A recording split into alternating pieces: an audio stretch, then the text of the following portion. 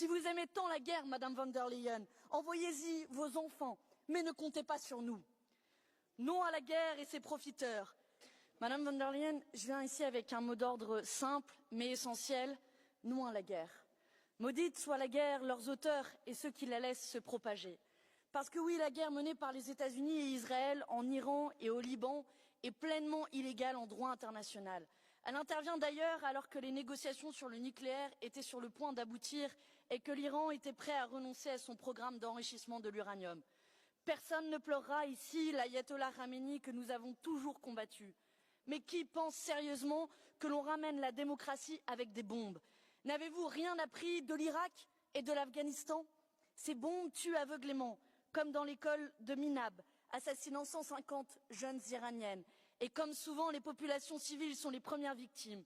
Au Liban, plus de 750 000 personnes, dont 200 000 enfants, ont dû fuir pour survivre. Car l'objectif de Benjamin Netanyahou est clair, faire de Beyrouth le nouveau Gaza. Et c'est précisément parce que vous avez été incapable, Madame von der Leyen, de l'arrêter dans son entreprise génocidaire en Palestine qu'il est prêt ici à récidiver. Leur appétit est sans limite. Hier, la Palestine et le Golan, aujourd'hui le Liban, qu'ils inondent de phosphore blanc en bons criminels de guerre. Non à la guerre et à la complicité européenne. L'Europe doit se tenir aux côtés des peuples, pas des marchands de mort ni des génocidaires. L'Europe doit rompre définitivement l'accord d'association avec Israël et refuser l'accord commercial avec Donald Trump. Au lieu de cela, Madame von der Leyen, vous êtes incapable de défendre le droit international. Vous ne condamnez pas l'immonde, pire, vous l'encouragez.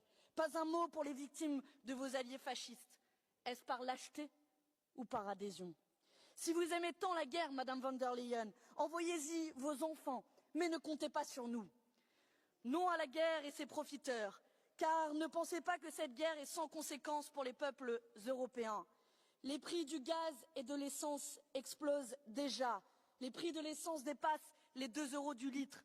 Nous ne paierons pas votre guerre. Bloquez les prix maintenant. La Croatie l'a fait, alors qu'attendez-vous?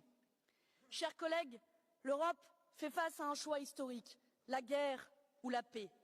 L'Espagne a montré timidement la voie en ouvrant un fonds du refus. Suivons-la et défendons le droit international face au règne de la violence. Non à la guerre maintenant, partout. Comme l'écrivait Albert Camus, la paix est le seul combat qui vaille d'être mené. C'est un ordre qui doit monter des peuples vers les gouvernements, l'ordre de choisir définitivement entre l'enfer et la raison. Madame von der Leyen, choisissez. Thank you very much.